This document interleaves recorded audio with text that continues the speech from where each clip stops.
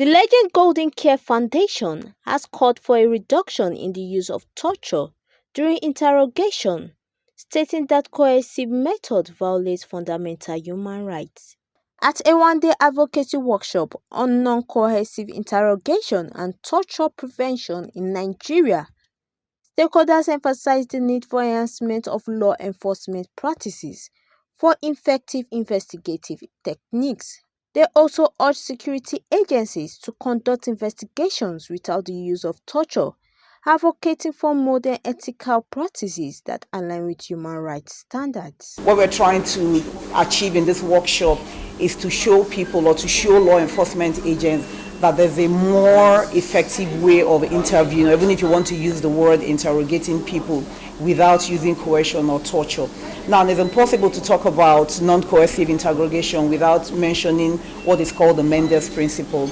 And now the Mendes principle has established that, one, for you to have effective interrogation, you must respect the person's human rights.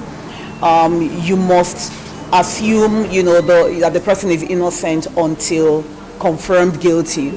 That your method of interrogation, must be evidence-based and scientific.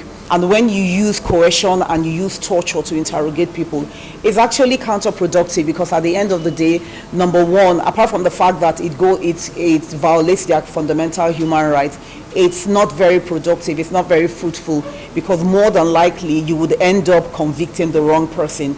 Under torture, or when you coerce people, they are likely to tell you what you want to hear just to stop the torment. Good enough that Nigeria has signed onto the United Nations Convention Against Torture and has taken positive steps, to equally have our own national legislation, which is the Anti-Torture Act of 2017. That is quite a good step. Has equally established the National Committee Against Torture also, and the implementation, the mechanism equally against torture, which is situated at the National Human Rights Commission. Now, all these are positive steps.